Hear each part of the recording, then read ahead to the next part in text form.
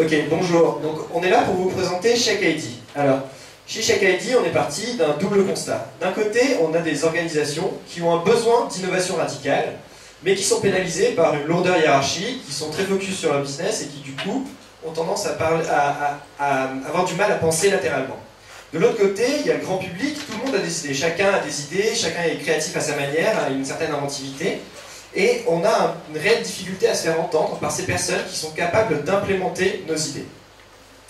Donc c'est pour ça qu'on a bâti CheckID, qui est une plateforme de crowdsourcing d'idées innovantes. Et donc concrètement, comment ça se passe? C'est qu'on va débloquer une problématique pour une organisation. Donc ça peut être une entreprise, ça peut être les pouvoirs publics, ou ça peut encore être une ONG. Et donc par exemple, si on prend une problématique pour la RATP, ils vont nous dire améliorer le service de la RATP. Et là, toutes les personnes vont pouvoir poster des idées et les enrichir. Typiquement, quelqu'un pourra proposer une solution pour les femmes enceintes avec une poussette dans le métro. Donc on est réellement sur de la co-création de concepts pertinents, puisqu'au travers de votes ou de commentaires, on va pouvoir faire ressortir les idées les plus pertinentes. Et forcément, on va aussi essayer de motiver la communauté au travers par exemple de reconnaissance, de mécanismes de jeu ou d'éventuelles dotations. Je vais vous faire une petite démo, il y en a qui l'ont déjà vu cet après-midi, puisqu'on l'a lancé en début d'après-midi. C'est plus parlant peut-être. Alors, vas-y, voilà. Voilà, donc on est sur le site. On a une problématique qui est à la une. Aujourd'hui, c'est comment rendre le prochain Startup Weekend encore plus fun. On a d'autres problématiques. Je rentre à l'intérieur, j'ai directement le petit descriptif, les idées des amis, des gens qui ont posé des idées. Les gens qui ont voté, je peux partager sur Facebook, je peux partager sur Twitter et je peux mettre directement ma propre idée. Voilà, ensuite l'idée c'est de commenter, enrichir tout ça, c'est pas encore le cas, on est sur une démo aujourd'hui qu'on a développée en 24 heures.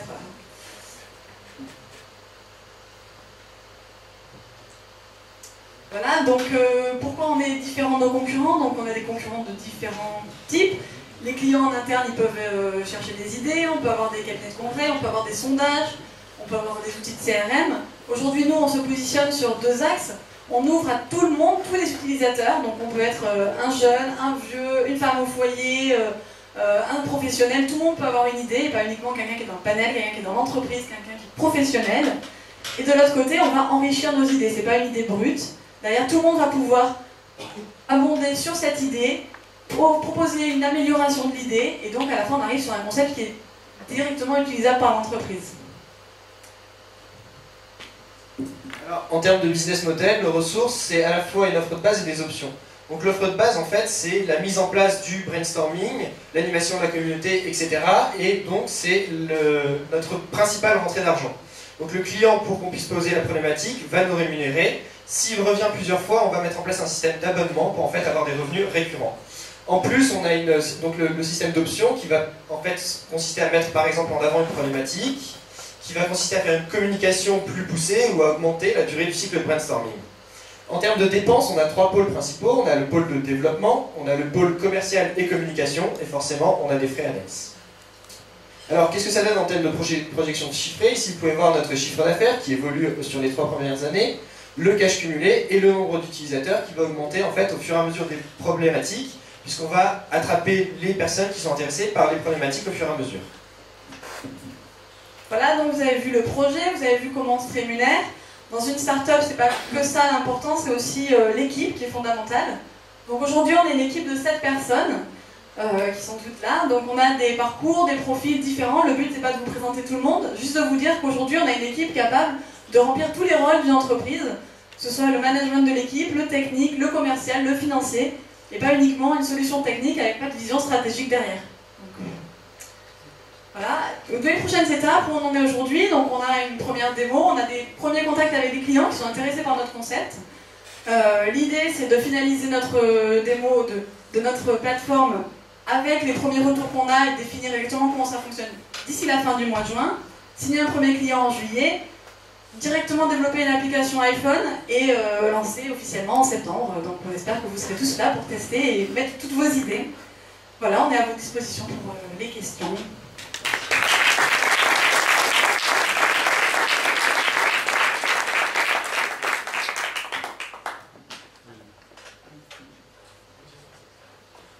Bonsoir.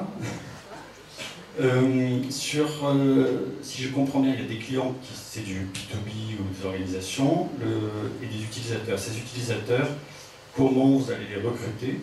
Comment vous allez les qualifier? Est-ce que le but c'est de les qualifier ou pas? J'ai vu en petit bloc CRM en comparaison. Est-ce que le but c'est de les qualifier? Et est-ce qu'il y aurait deux offres, une offre où vous recrutez et une offre où c'est le client qui vous amène ces utilisateurs? Donc on est effectivement sur les deux. Donc nous on va proposer aux entreprises une communauté d'utilisateurs qui va forcément augmenter au fil du temps. Et on attend logiquement que nos clients communiquent sur leurs problématiques auprès de leurs propres clients. Si je suis de leurs fans, si je suis la RATP, j'ai des fans sur Facebook, je vais leur dire j'ai lancé une grande consultation publique sur Shake ID, allez proposer vos idées. Je vais aussi mettre des panneaux dans mon métro. Donc forcément, la communauté elle va être comme ça. Nous, derrière, on se connecte avec Facebook, avec Twitter éventuellement, ou avec un compte sur Shake ID. Avec Facebook, on va notamment remonter la date de naissance, la ville, etc. Ou également s'ils s'inscrivent chez nous. Ce qui nous permet derrière d'avoir des statistiques et de pouvoir remonter à ces gens-là les problématiques qui les intéressent. Le but, c'est de leur pusher. Demain, j'ai répondu sur la RATP, je pense que je vais peut-être pouvoir être intéressé aussi sur la mairie de Paris. Donc nous, on va animer cette communauté pour qu'ils remontent chacun des informations. Et après, il y a aussi l'aspect viralité. On peut, quand je poste une idée, je peux la partager sur Facebook et dire aux gens, venez abonder sur mon idée, venez vous donner vos avis. Ce qui permet d'avoir une communauté qui va uniquement en provenance de nos clients, sinon ils n'ont pas besoin de nous. Voilà. C'est pour ça qu'il n'y a pas que ça.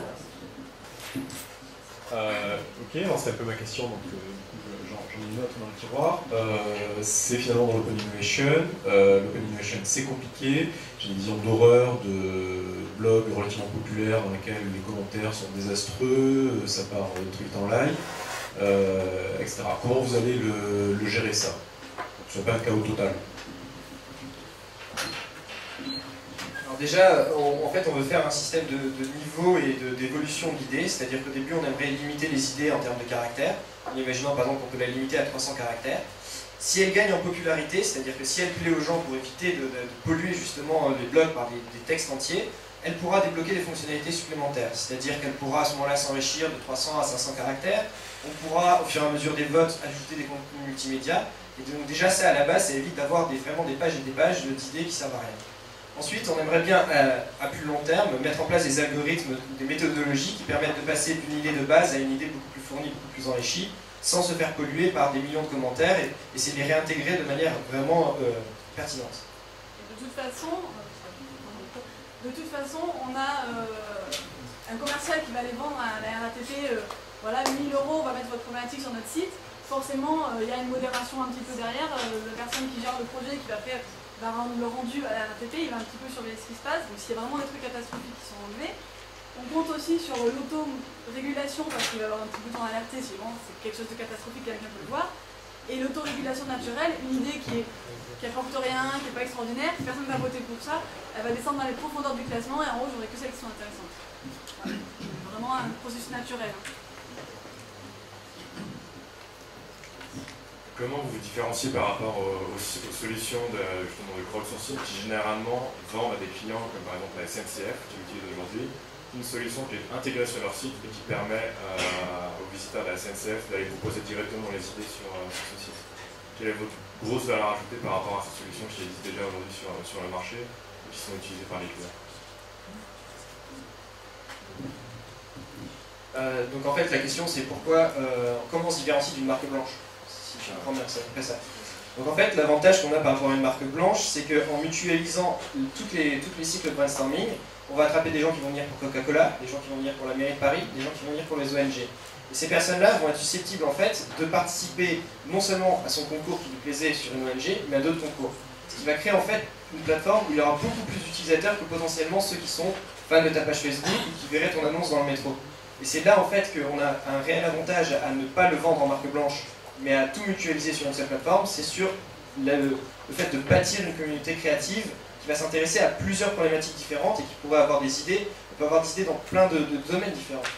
Il n'y a pas de limite, et donc du coup c'est l'avantage, c'est que les utilisateurs ils vont pouvoir répondre à plusieurs problématiques et non pas seulement venir sur Canal+, et ne jamais être intéressé ne jamais entendre parler de Coca-Cola.